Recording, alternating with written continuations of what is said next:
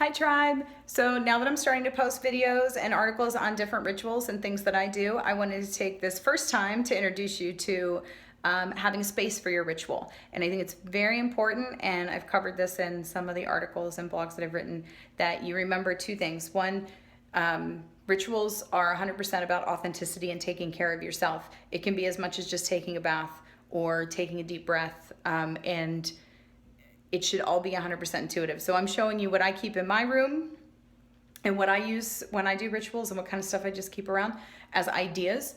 They are 100% just ideas. Take what works for you, leave the rest, see what else there is. If you're walking through a store and you see something you like and it's something you love, then by all means, integrate it into what you want to do.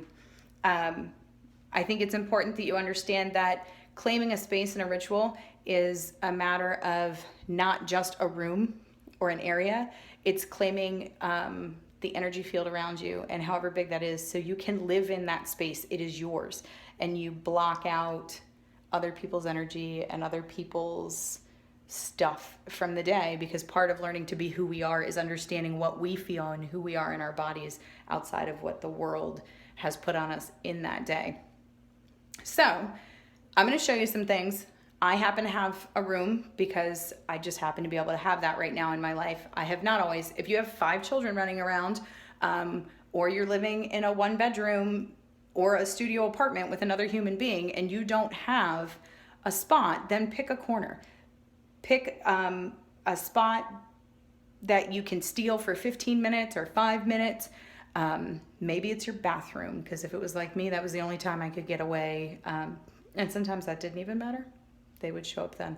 So things I like to keep around, I do have, I'm trying not to make you sick, lots of pillows and comfortable stuff.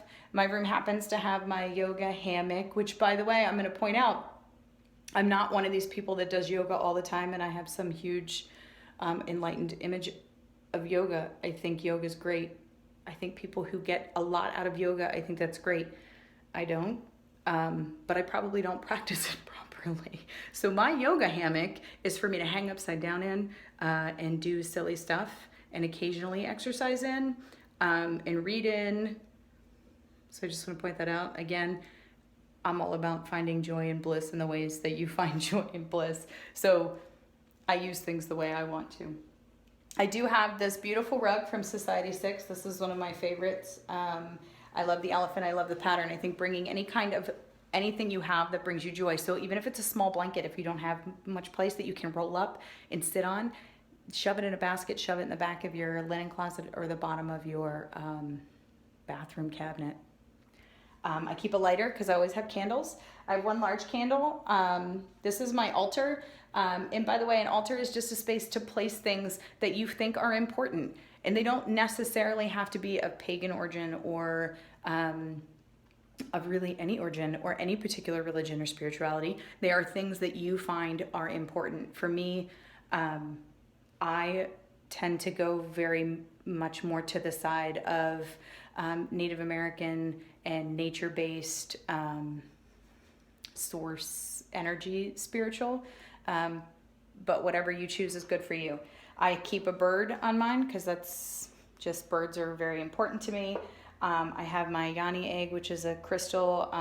Yoni eggs are very good for healing sexual trauma and other things. If you don't know what a yoni egg is, I suggest you go ahead and look that up on the Babe Collective Coven. They sell them, and they have a lot of information on them, and I just can't say enough about what it has done for me. I keep a certain amount of smudges around. These are sage, cedar, and Palo Santo. Palo Santo.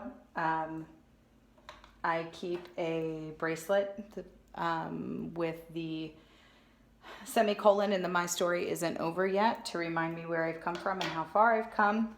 My tarot cards and several candles. And I don't tend to keep my candles in candle holders. I put them in pretty bowls or coasters that I love, or just different things. Mine each, I have 4 that I keep with me, that I keep in this room, and each holder equates to an element, which equates to a direction. And so I normally have them in a circle around me when I do a ritual. I also have a few things around that I have collected as I'm on my hikes or if I'm out in nature that just stuck out for me. I never take anything off anything living, but if a particular feather has dropped in front of me, if there's a branch or a plant of any kind that just for some reason caught my eye and was laying on the ground, I take that as a sign from that the world is saying it sees me as much as I am out seeing it. But that's it. It can be as little as 2 candles and an old towel. It can be nothing. As long as you are coming into any space or any moment to honor yourself and to come back to your true being and authenticity, then that's all you need.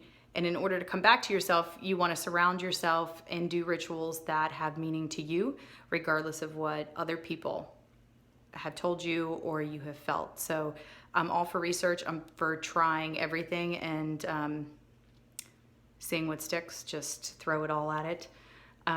So that's it. That's creating a space. Creating a space is taking the time to give yourself any location that you can make a little bit more yours with things that make you happy in any way. So thank you for joining me, and keep a lookout for the next ones. Love you.